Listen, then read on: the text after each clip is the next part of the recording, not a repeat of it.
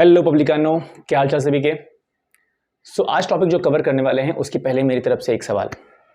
I am sure school से लेके college तक आप जब ट्रैवल किए रहेंगे, जर्नी वो फेस किया रहेगा आपने, तो फॉर श्योर जब थियरीज, प्रिंसिपल्स, लॉज, आइंस्टाइन बाबा, न्यूटन चाचा, क्यूरी मौसी, ठीक है, ऐसे जो बड़े बड़े लोग हैं ना, जब इनके कुछ नाम आए होंगे, थियरीज आए होंगे, लॉज आए होंगे, तो फॉर श्योर कुछ दिल से, कुछ मुंह से खट्टी मीठी बातें निकल चुकी होंगी, right. I am sure, fine. लेकिन उनके बारे में कुछ खट्टी मीठी बातें बोल के जो आप फेक सेटिस्फेक्शन गेन करते हो, उससे क्या मतलब। एट द एंड आपको मालूम है कि वो थियरीज पढ़नी है, लॉस पढ़नी है, क्योंकि उसका इंपॉर्टेंस बहुत ज़्यादा है। तो मेरा सवाल ये है कि आपके 3 सबसे बेस्ट फ्रेंड हैं, हम उसका इस्तेमाल क्यों नहीं करते हैं। That is what, how and why. ठीक है, what is this, how is this and why is this. इसका अगर सही इस्तेमाल किया जाए तो शायद से जो भी कोई कंसेप्ट हम स्टडी कर रहे हैं, PCMB, चारों में आई थिंक हमारा जो स्कोर होगा वो तो बात की बात है, स्कोर तो बहुत अच्छा हो जाएगा, नो डाउट इन दैट। लेकिन यस, जो क्यूरियोसिटी लेवल है, जिस तरह से हमने चंद्रयान 3 पे हम कहीं ना कहीं पहुंचे हैं जो हमारे साइंटिस्टों के साथ, पॉसिबिलिटी है कि आप में से कोई जो यहाँ सामने बैठा हुआ है उनमें से कोई ना कोई एक साइंटिस्ट 4 साल के बाद, 5 साल के बाद शायद इसरो में होगा और वो फुल प्लानिंग कर रहा होगा कि कुछ लोगों को हम मार्स पे भेजेंगे। बट इतना पॉसिबल होगा जब हमारे वो 3 दोस्तों का हम सही इस्तेमाल करेंगे। तो उसी के साथ आज जो टॉपिक हम कवर कर रहे हैं, इन तीनों दोस्तों को हम सही इस्तेमाल करेंगे यहाँ पे, because polarity and dipole moment ये ऐसे टर्म्स हैं जो आपके दोनों सब्जेक्ट्स में आते हैं, फिजिक्स एंड केमिस्ट्री दोनों में हैं, ओके। और दोनों के मोस्ट इंपॉर्टेंट फिजिकल प्रॉपर्टीज हैं जो हेल्प करते हैं किसी भी थियरीज को प्रॉपरली लेआउट करने के लिए। बट इनके बेनिफिट्स क्या हैं, इंपॉर्टेंस क्या है, कहा ना मैंने लास्ट जो हमारा थर्ड फ्रेंड था, वाई, हम ये क्यों स्टडी करेंगे, वो हम कवर करेंगे लास्ट में। लेकिन पहले what is this and how is this, ये ट्राई करेंगे कवर करने का। तो चलिए स्टार्ट करते हैं topic, polarity and dipole moment.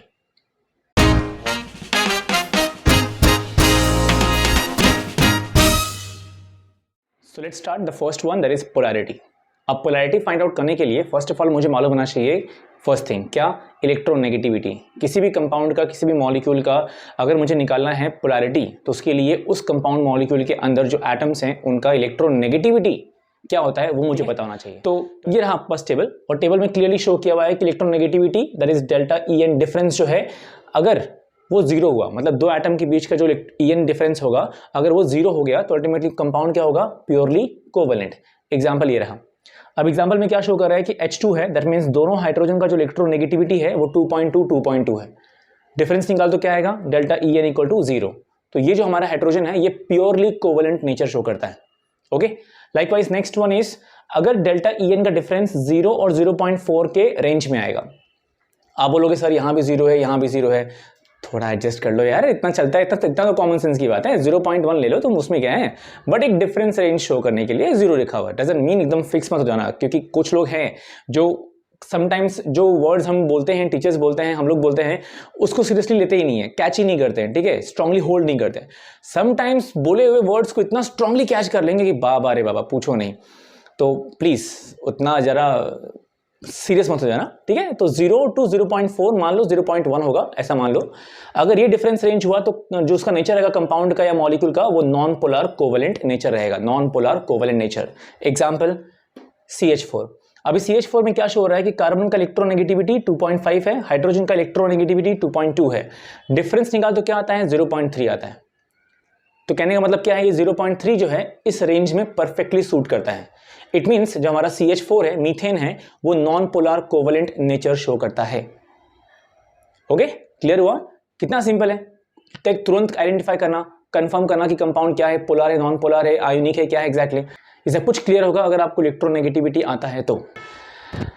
Next one is 0.4 से लेके 1.7, ठीक है। अगर इलेक्ट्रोनेगेटिविटी डिफरेंस 0.4 से लेके 1.7 तक बीच में आता है उसके रेंज में, तो अल्टीमेटली हमारा कंपाउंड का नेचर क्या होगा, पोलर कोवेलेंट नेचर होगा।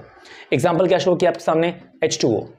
अब H2O में क्या शो करें कि हाइड्रोजन का जो इलेक्ट्रोनेगेटिविटी है वो 2.2 है, जो हमारा ऑक्सीजन है वो 3.44 है। तो मतलब डिफरेंस क्या आता है, इट इज 1.24। तो 1.24 डिफरेंस आया, जो आता है परफेक्टली 0.4 और 1.7 के बीच में आ रहा है डिफरेंस। अगर डिफरेंस बीच में आता है तो क्या होगा, हमारा कंपाउंड क्या होगा, पोलर कोवेलेंट। तो वी कैन से दैट कि H2O is a polar in nature.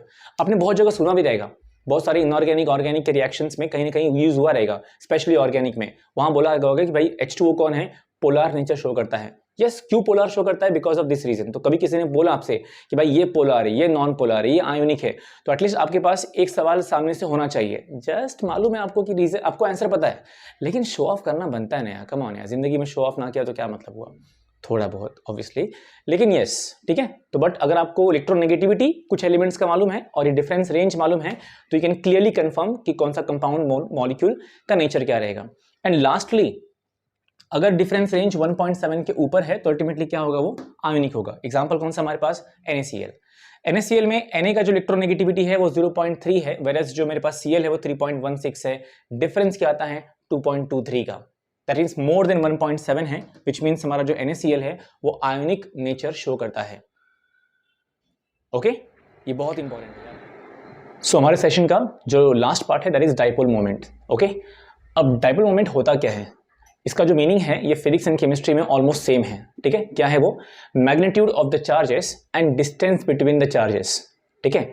It means कि आपके पास अगर एक मॉलिक्यूल है जिसके पास, या कंपाउंड है जिसके पास एक प्लस चार्ज एक माइनस चार्ज है, तो प्लस एंड माइनस चार्ज जो है वो, और उसके बाद उनके बीच में डिस्टेंस कितना है, उन दोनों चार्जेस के बीच में डिस्टेंस कितना है, that is your dipole moment. Formula क्या है? And again physics and chemistry में सेम फॉर्मूला है, that is mu equal to q into r. Q क्या है? चार्जेस, एंड आर क्या है? डिस्टेंस बिटवीन देम, जिसका ऐसा यूनिट आता है कूलम मीटर। ओके, अब डाइपोल मोमेंट एग्जैक्टली करता क्या है? क्या करता है? ये फाइंड आउट करता है कि हमारा जो कंपाउंड है, मॉलिक्यूल है, वो कितना पोलर है। अगर मेरे पास सपोज दो कंपाउंड दिया है, मुझे मालूम है कि एक पोलर है, एक नॉन पोलर है, या फिर एक आयोनिक है, तीन कंपाउंड दिया मान लो, तो उस तीनों में से एग्जैक्टली कौन सा कितना पोलर है, कौन कितना आयोनिक है, कौन नॉन पोलर है, ये कंफर्म करना हुआ अगर आपको, तो आप इसकी हेल्प से कंफर्म कर सकते हो, ठीक है। तो मतलब डिफरेंशिएशन समझ में आता है कि हमारा कंपाउंड एग्जैक्टली डिफरेंशिएट कैसे कर सकते हैं। ये तो हो गया पहला बेनिफिट कि डाइपोल मोमेंट का बेनिफिट क्या है, राइट। तो in short we can say that कि ये कंसेप्ट क्या करता है, कंफर्म क्या करता है? It confirms out the polarity of a molecule